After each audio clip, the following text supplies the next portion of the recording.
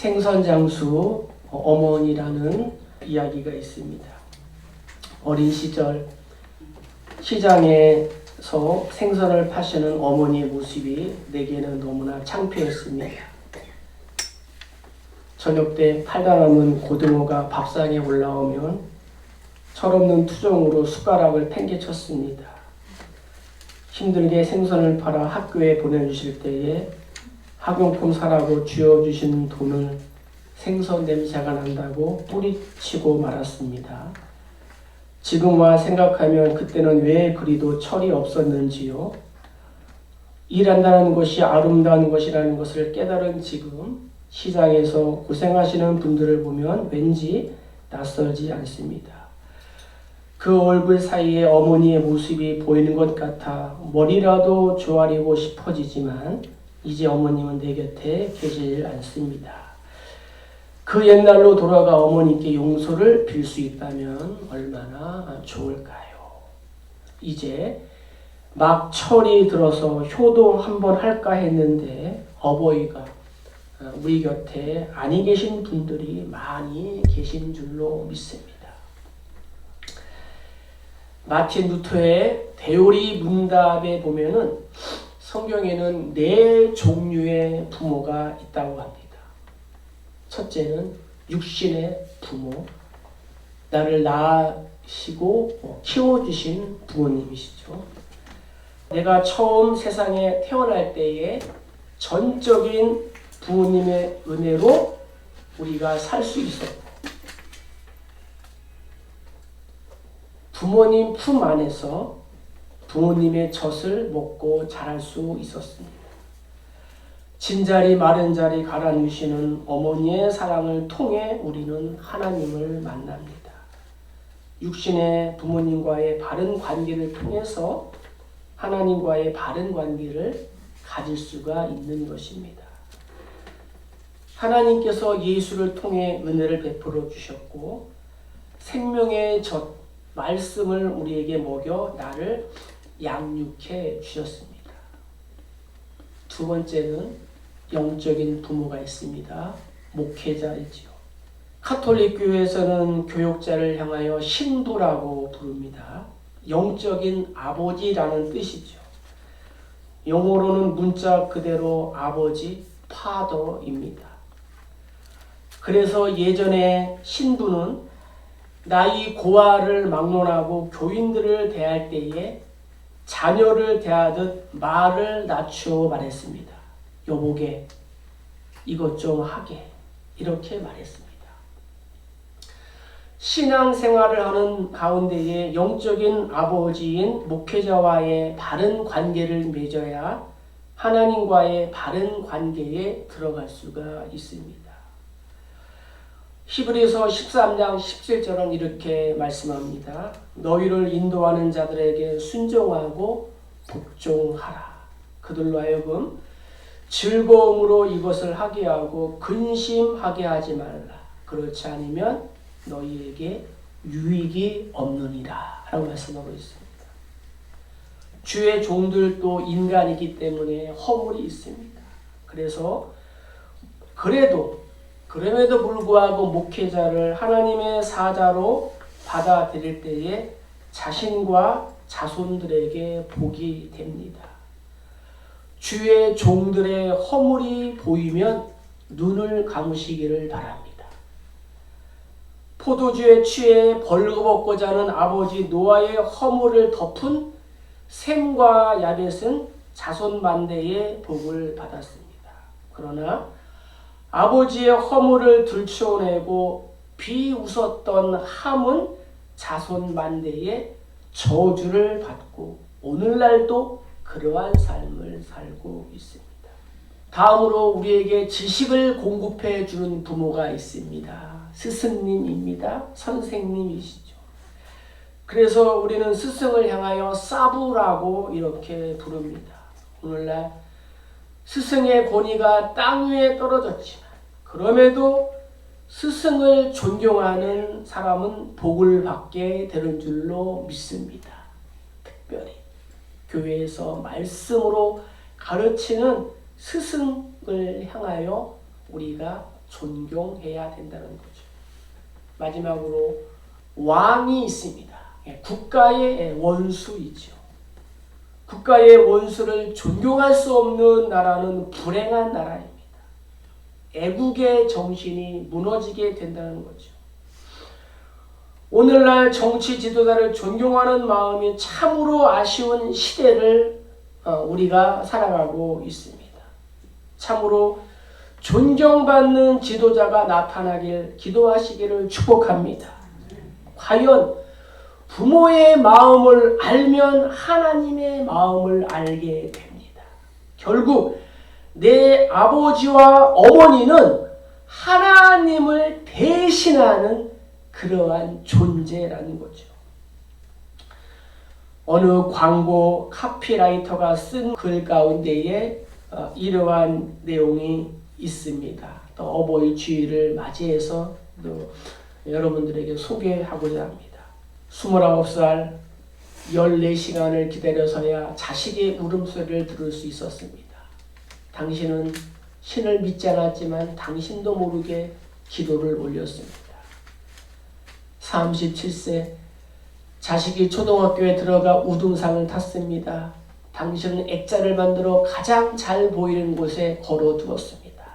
아직도 당신의 방에는 누렇게 바란 액자가 걸려 있습니다. 43세 일요일 아침 모처럼 자식과 뒷산 약수터로 올라갔습니다. 이웃 사람들은 자식이 아버지를 닮았다며 인사를 건넸습니다. 당신은 괜히 기분이 좋았습니다. 48세 자식이 대학 시험을 보러 갔습니다. 당신은 평소와 다름없이 출근했지만 하루 종일 일이 손에 잡히지 않았습니다. 53세 자식이 첫 월급을 타서 네일을 사왔습니다. 당신은 쓸데없이 돈을 쓴다고 나무랐지만 밤이 늦도록 그 네일을 입어보고 또 입어봤습니다. 61세 딸이 시집을 가는 날이었습니다. 딸은 도둑같은 사위 얼굴을 쳐다보며 한박 웃음을 피웠습니다. 당신은 나이 들고서 처음으로 눈시울이 붉어졌습니다. 65세 자식 내외가 바쁘다며 명절에 고향에 못 내려온다고 했습니다. 당신은 동네 사람들에게 아들이 바빠서 아침 일찍 올라갔다며 당신 평생 처음으로 거짓말을 했습니다. 오직 하나 자식 잘되기만을 바라며 살아온 한평생. 하지만 이제는 희끗한 머리로 남으신 당신. 우리는 당신을 아버지라고 부릅니다. 이 광고를 보고 많은 사람이 울었다고 합니다. 우리 기독교는 효의 종교인 줄로 믿습니다. 예, 그리스도인은 효자입니다. 먼저 기독교가 말하는 효는 왜 효도를 해야 하는가? 그 이유는 분명합니다. 내 부모를 공경하라는 거예요.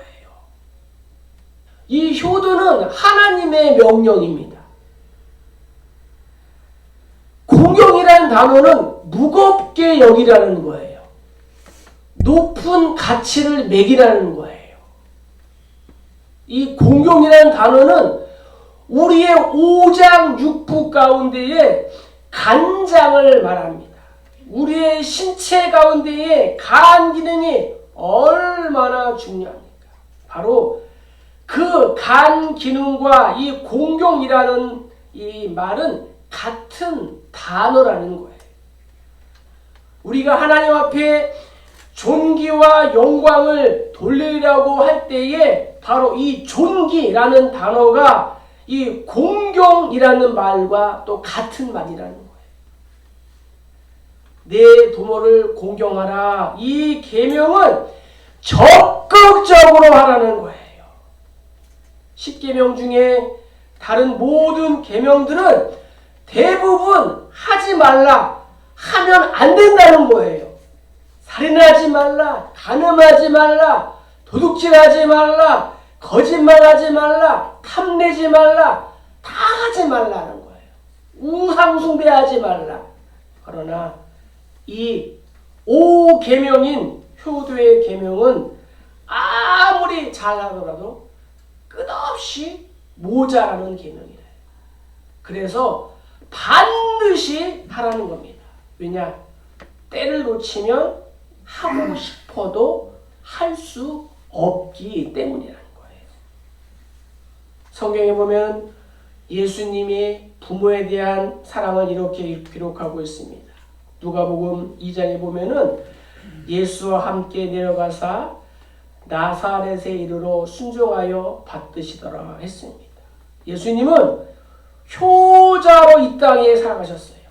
목수인 요셉, 또 육신의 이 어버이, 또 모친 마리아에게도 효도를 다했어요. 십자가에 고통을 당하며 한없는 아픔을 겪고 계실 때에도 자신의 어머니를 불러 주셨습니다. 여자여 보소서 아들입니다. 여기 여자여라는 말은 황후, 임금의 부인, 이 황후에게 붙이는 그 존칭이었습니다. 그리고 제자에게 어머니를 부탁하셨습니다. 자, 오늘 본문은 우리에게 무엇라고 권면합니까? 자, 우리 1절을 한번 읽겠습니다. 자녀들아 주 안에서 너희 부모에게 순종하라. 이것이 옳으니라. 먼저 순종해야 될 줄로 믿습니다. 성경에 순종이라는 말이 많이 나옵니다. 그만큼 성도인 우리들의 생활에서 빼놓을 수 없는 것이 있다면 그것은 바로 순종이라는 거예요. 하나님의 말씀에 순종하는 것이 신앙생활의 기초예요.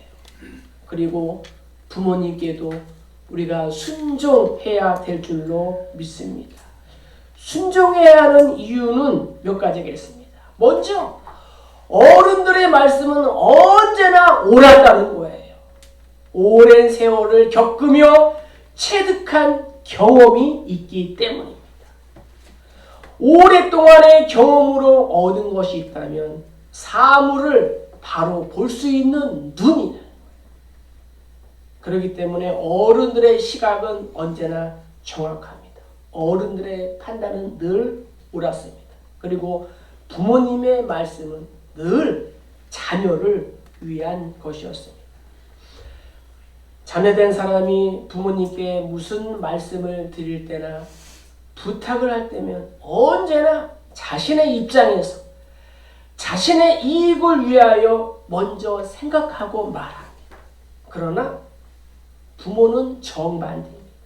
언제나 자녀를 먼저 생각합니다. 모든 부모님들의 한결같은 마음은 자녀가 잘 되기를 바라는 것밖에 없습니다.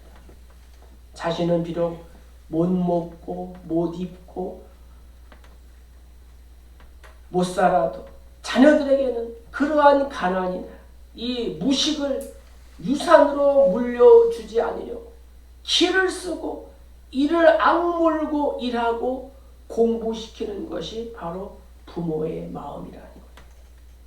뿐만 아니라 부모님들의 마음속에는 언제나 자녀들에 대한 이 걱정이 앞선다는 거예요. 아무리 효도를 잘하는 자녀라 할지라도 못된 부모의 마음만은 못하다는 겁니다. 두 번째, 2절 읽겠습니다. 내 아버지와 어머니를 공경하라. 이것은 약속이 있는 첫 계명이니. 잠언도 보면요, 내 아들아 내 아비의 훈계를 들으며 내 어머니의 법을 떠나지 말라. 이는 내 머리 아름다운 관이요 내 목에 금사슬이니라 했습니다. 두 번째는 공경해야 된다는 거예요. 공경, 공손하게 섬기는 것을 말합니다. 자녀가 출세하는 것도 좋지만 그보다 더 큰 부모의 소원은 부모님께 공경하고 자녀들이 화목하게 지내는 것입니다. 이것이 바로 곧 부모의 기쁨이라는 거예요. 부모를 공경한다는 것은 부모의 은혜를 안다는 거예요. 은혜를 아는 자녀가 효도를 하게 된다는 것입니다. 나이 많은 많은 분을 섬기는 것이 효도인데 단 하루라도 마음을 편하게 해드리고 이 자녀를 낳은 보람을 안겨드리는 것이 바로 이 효라는 겁니다. 부모님의 말씀에 잘 청종하는 것도 중요하지만 이 부모님의 마음을 기쁘게 해드릴 일을 찾는 것이 중요한 것입니다. 성경의 대표적인 효자로 등장하는 사람이 바로 이삭입니다. 이삭은 부모님 아브라함에게 정말 아주 효도했던 인물 중에 한 사람이었습니다. 어려서부터 부모님에게 순종한 모범을 보였습니다. 한 번은 아버지에게 제물로 끌려간 적이 있었습니다. 그때가 몇 살인지는 우리가 정확히 알 수는 없지만 준비한 땔감을 이 이삭이 메고 갈 정도였으면 웬만큼 성장했을 것입니다. 아버지 아브라함이 이삭을 제물로 삼아 제사를 드리려고 합니다. 이삭을 묶어서 나무 위에 올려놓고 칼로 내려치는 것이었습니다. 그런데 성경 어느 곳에도 이삭이 반항하는 흔적은 보이지 않습니다. 이삭은 아버지 아브라함을 존경했습니다. 자신을 결박할 때에도 아버지를 향하여 욕하고 도망칠 충분한 시간이 있었습니다. 아버지가 100세에 나와 제물을 드리러 갈 정도이니 아버지는 상당히 노쇠해 있었을 것입니다. 그럼에도 불구하고 아버지를 밀치고 산 아래로 도망하지 않았습니다. 아버지의 뜻을 따르기 위해서입니다. 결국 칼을 들이대는 순간까지도 아무런 저항도 항변도 하지 않고 참았다는 거예요. 나중에 아브라함의 종이 이삭의 아내로 리브가를 데리고 왔을 때도 보세요. 아내가 예뻐서 그랬는지는 모르지만 아버지의 선택에 아무런 불평을 말하지 않고 그대로 순종했다는 것입니다.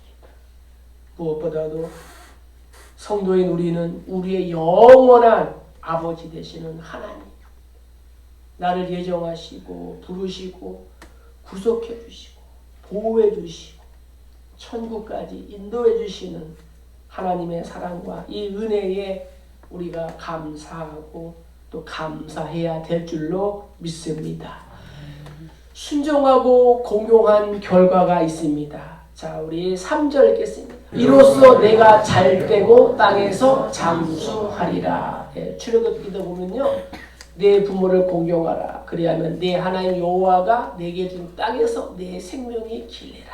순종의 축복이 있다는 거예요.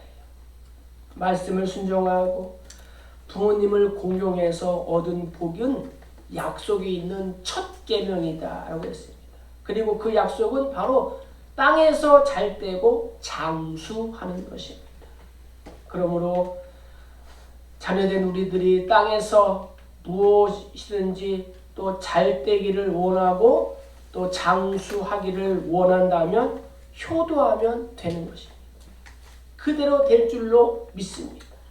오늘 성경은 부모님께 순종하고 공경하는 이 효야말로 장수와 축복의 결과다라고 분명하게 선포하고 있습니다.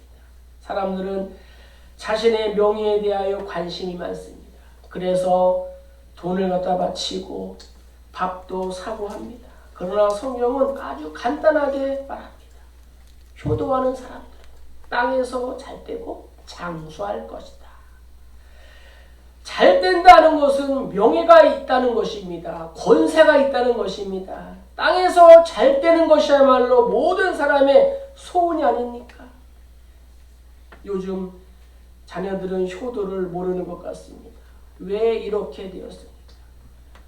부모들은 자녀들을 탓하고 있습니다. 그러나 부모인 우리가 자녀만을 탓할 일이 아니라는 거죠. 자녀들은 이미 부모에게서 그것을 배웠습니다.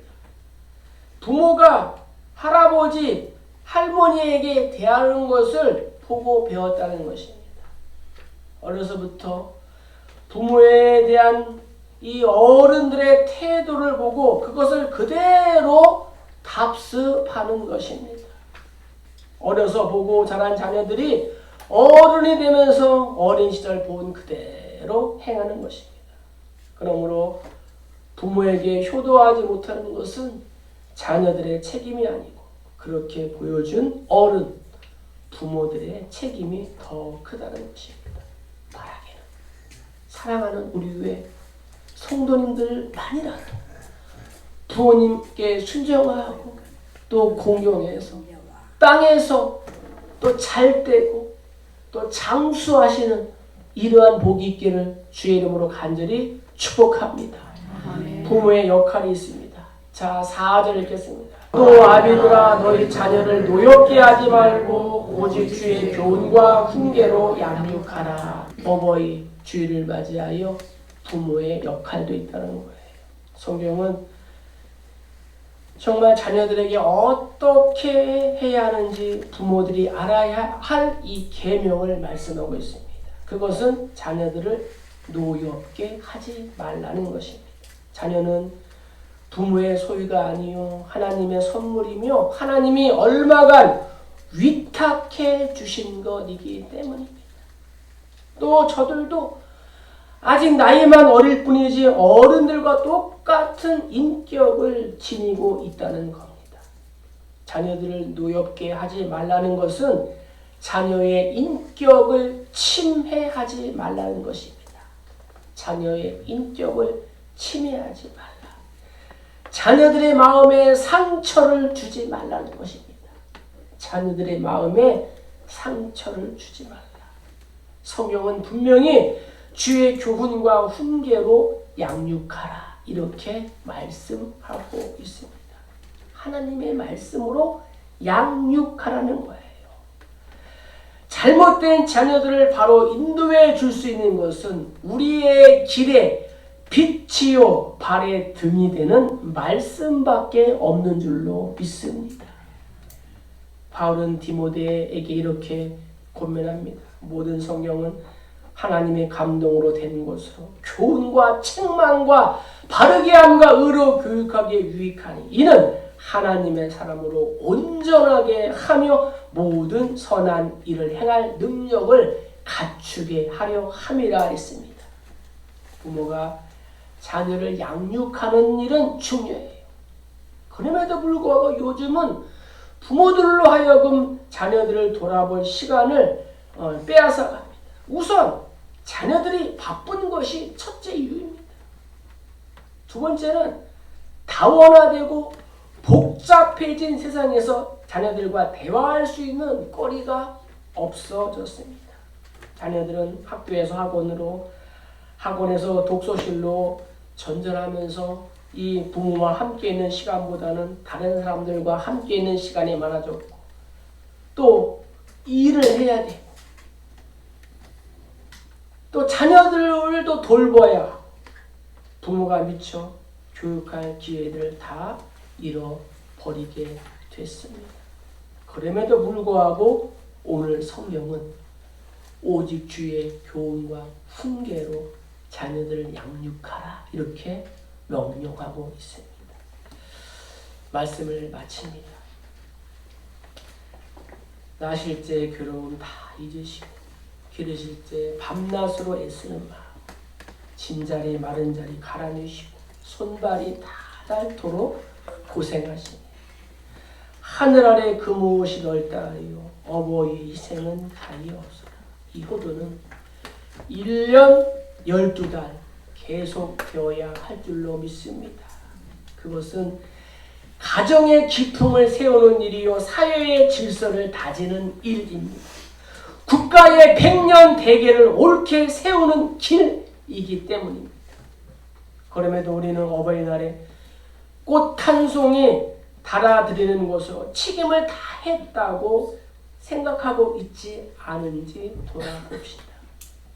오늘 말씀처럼 주 안에서 범사의 부모님께 순종하시고 공경하셔서 땅에서도 하늘에서도 잘 되고 장수하는 복이 있기를 주의 이름으로 간절히 축복합니다. 축복합니다.